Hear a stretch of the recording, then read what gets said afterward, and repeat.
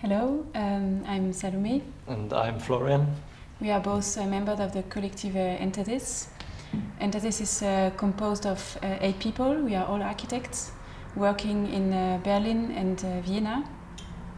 We get to know each other in 2012 with our first project, the Orangerie, and since then we are working together in different constellations on different projects.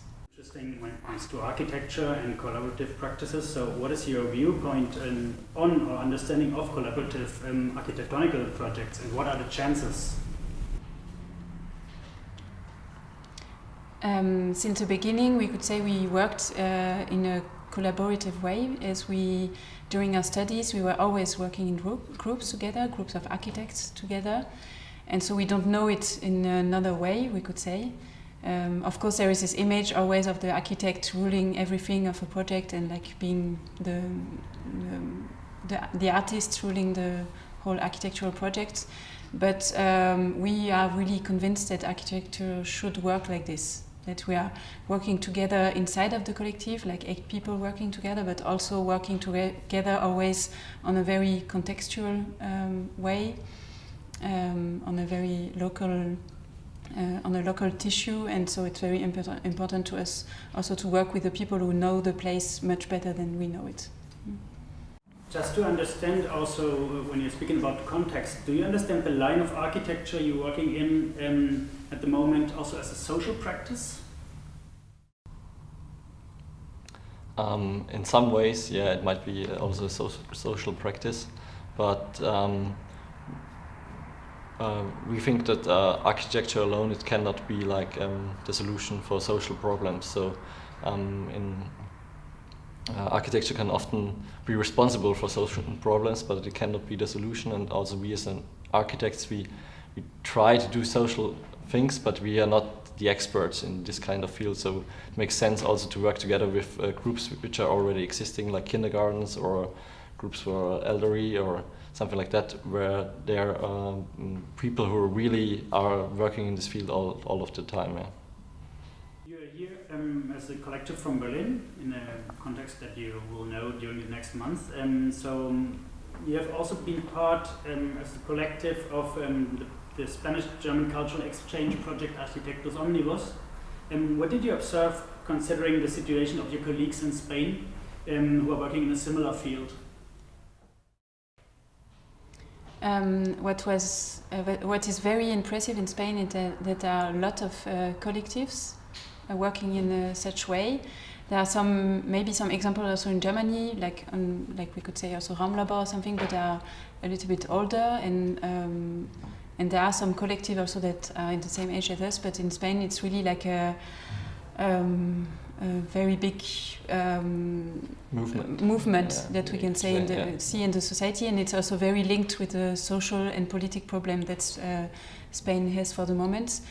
There are also lots of such collective in France, for example. Like I come from France, so I know quite a lot. But in Spain, what's really interesting is this link between architecture and politics and social organizations.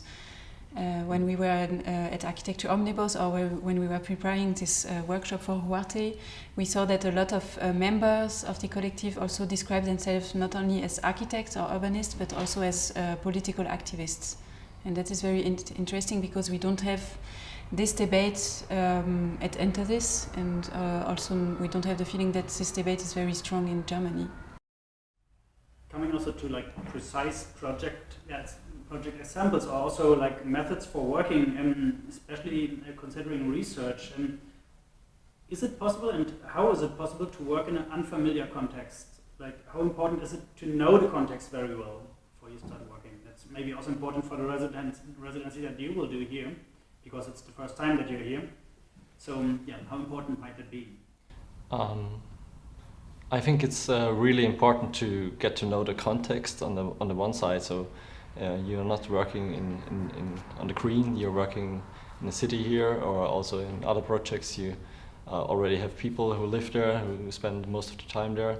So it's important to get to know this kind of context, but it's also good to have a fresh view on things. So it also makes sense to not let everything that is told to you like let it go too deep. Just observe and keep it in mind. But it's also good to bring in new, fresh ideas and have a transfer of ideas. Is it just within a city or also within Europe? It makes sense to have this outside view on problems and also then look what can we do and what kind of solutions can we bring into the existing problems, I guess.